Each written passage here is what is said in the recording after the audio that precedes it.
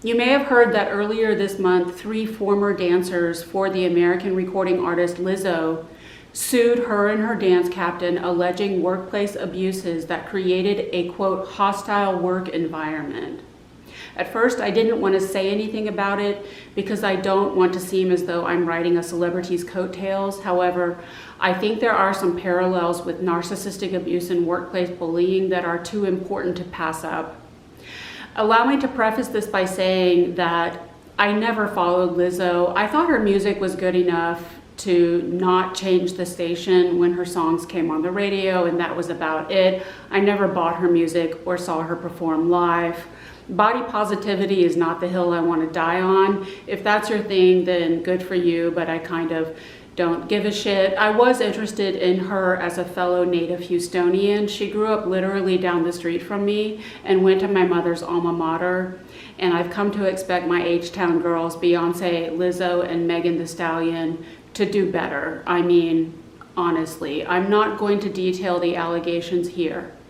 If you're not familiar with the case, you can go read about it, but be forewarned, there are some things that you can never unsee. I suppose a caveat of celebrity culture is that we should never worship false idols. But if the allegations are true, they're pretty damning and represent one hell of a fall from grace. The first point I want to make about the lawsuit is that the attorneys for the accusers really dropped the ball when they missed an opportunity to insert the term workplace bullying into the justice system, because if the allegations are true, that's exactly what it is. I'm tired of euphemistic language like hostile or toxic environment or emotional or psychological abuse. Call a spade a spade. It's bullying, and she's a bully. Now, another one of Lizzo's detractors came out after the lawsuit was filed and publicly called her, and this is a direct quote, a narcissistic bully. So props to that person. One of the reasons it's so difficult for targets of workplace bullying to get justice and accountability is that workplace bullying still isn't taken seriously or even really understood, for that matter. And those who pursue justice, in this country at least, still have to fall back on existing discrimination and harassment law, which happens to apply in this case, but most of the time proves woefully inadequate in protecting victims of this type of abuse. Among the allegations is that Lizzo supposedly shamed her accusers for their weight and their sexuality, among many other grievances. From what I know about Lizzo, she built an incredibly public and successful brand on self-love, body positivity, and sex positivity. The hypocrisy would be laughable were it not such a perfect illustration of what narcissism really is. I cannot think of a more perfect example of the narcissistic false self than that. Turns out all that posturing was just that.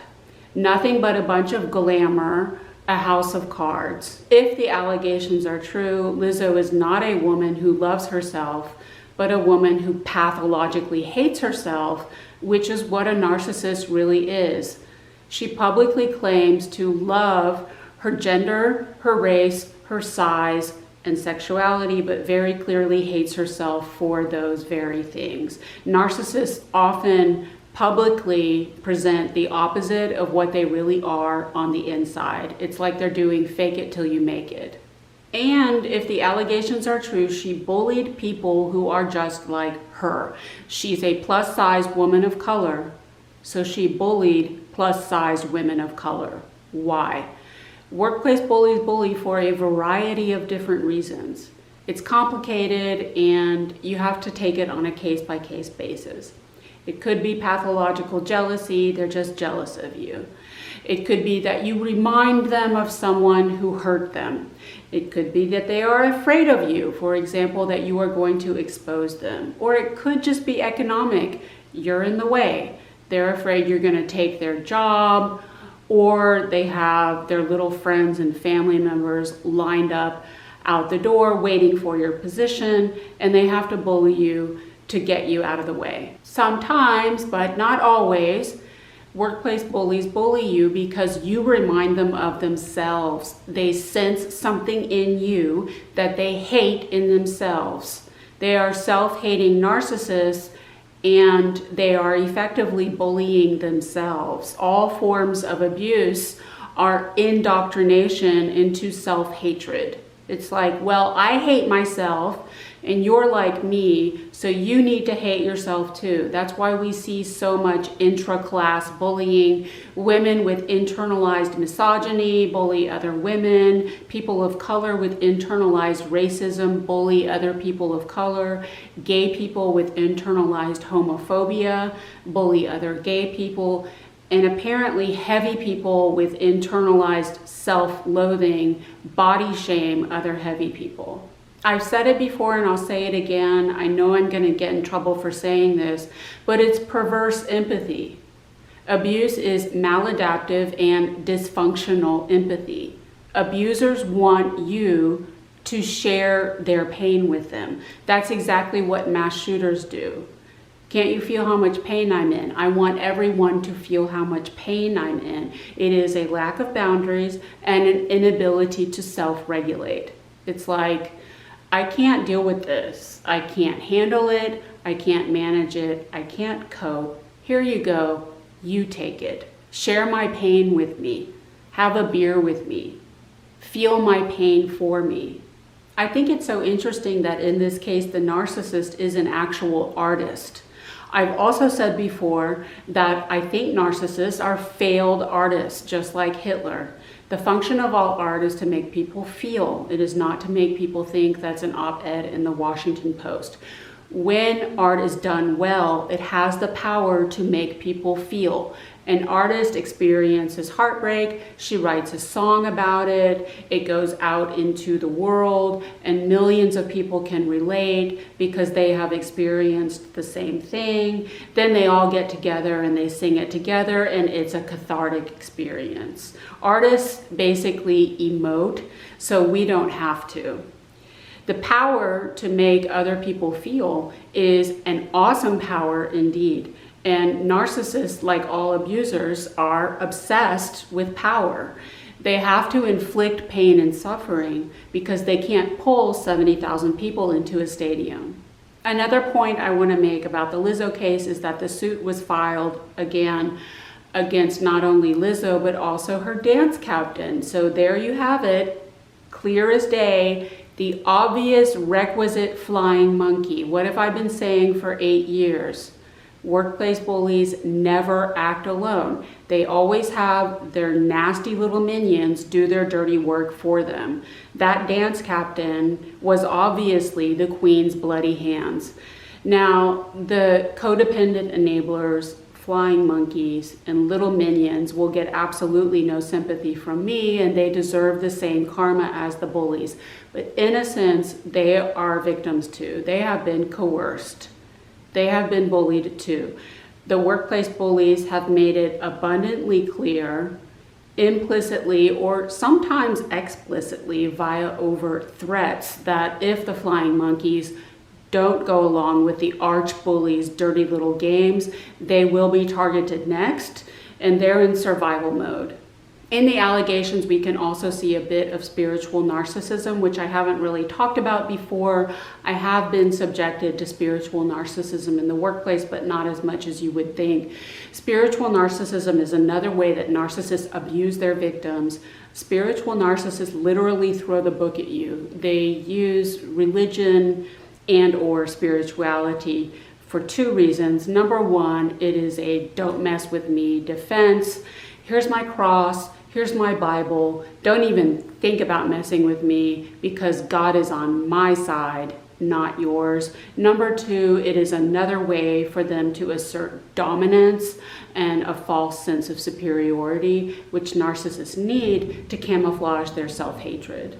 So what spiritual narcissists do is they bully you, insult you, ridicule you, snub you, the whole rodeo. And then when you invariably react, because understandably you don't like being bullied. They turn around and use your reaction against you, as all bullies do. You're not happy because you don't have Jesus. I'm always happy because I have Jesus. If you had Jesus like me, then you would always be happy like me, but you don't, so I'm better than you.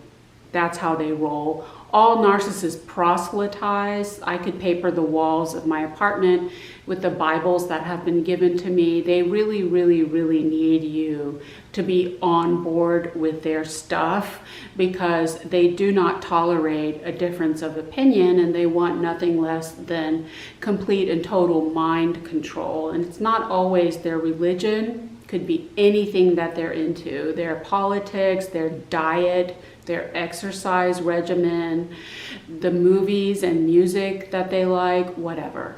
Again, organized religion is very attractive to narcissists because it's the perfect false self. Watch out for the narcs who have to shove their religion down your throat the minute that they meet you. Religious people who are genuinely spiritual practice quietly, and spiritual narcissism isn't always organized religion. It can be alternative spirituality, which attracts a lot of new age toxic positivity fuckwits who are into affirmations and manifesting and law of attraction. And if you don't like being bullied, it's your fault, because you don't know the power of positive thinking and you're so negative. And it can be the 12-step programs, which are a veritable religion for people. My last covert narcissistic boss was like that.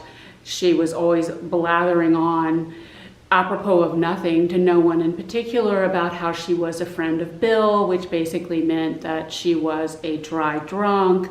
Again, I did my work and you didn't, so I'm better than you. The 12-step programs are a breeding ground for narcissists. I was bullied within an inch of my life when I tried to attend ACOA.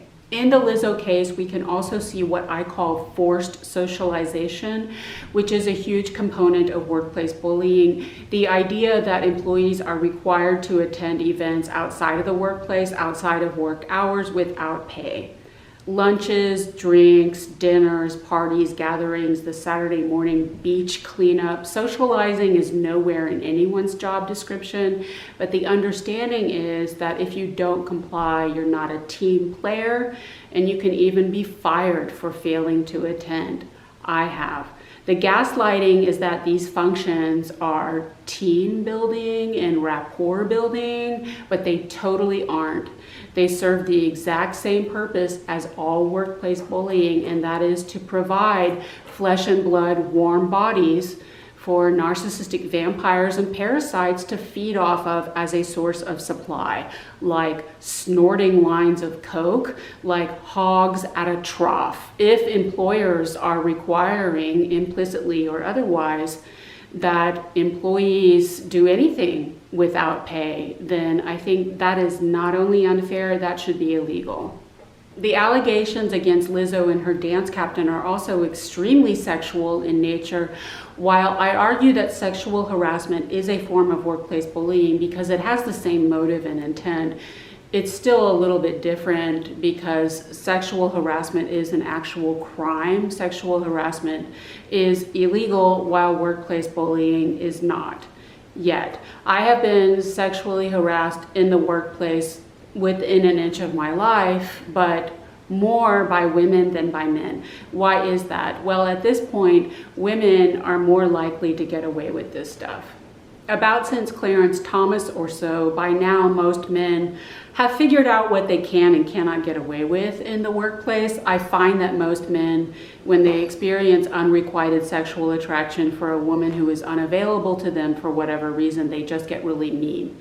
They just resort to good old, everyday, run-of-the-mill, garden variety bullying. A lot of women still get away with sexually harassing behaviors like inappropriate touching, off-color jokes, salacious objectification, sexually charged conversations, and even inappropriate pictures like dick pics.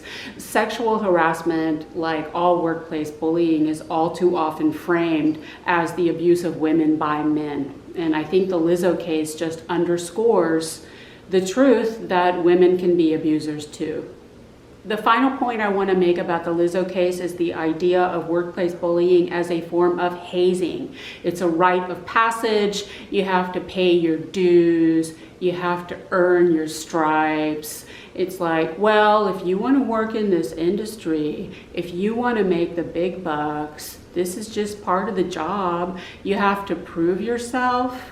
You have to earn respect with that stiff upper lip and show them what you're made of. A lot of people not only think like that, they actually verbalize it out loud. And those people call me negative. I believe there is a concept in psychology, let me know if you know what it is, that other people have to endure the same suffering that you did. It's like, well, I got my heart broken and I'm fine. I was broke and I'm fine. I paid off all my student loans and I'm fine. A lot of people want other people to experience the same pain they did. That again is perverse empathy, and all of it is unhealed, unprocessed pain. Mary Pfeiffer said all mixed up behavior comes from unprocessed pain. It has gotten so bad at this point that all kinds of people in their warped, sick, dark, twisted, ugly little minds actually believe that suffering is good for you. You know, builds character. That is not the point of suffering. If you suffer and you heal, you are supposed to then go on to do everything in your power to make sure that no one ever suffers like that again. You are not supposed to wish your pain onto innocent people. Suffering does nothing but waste and delay. It shaves years off your life, and no wonder the planet is dying. I, for one, personally believe that no human being, regardless of age or experience, has to suffer just to earn the basic universal human right to make enough money to ensure his or her physical survival on this planet. But you know what they all say.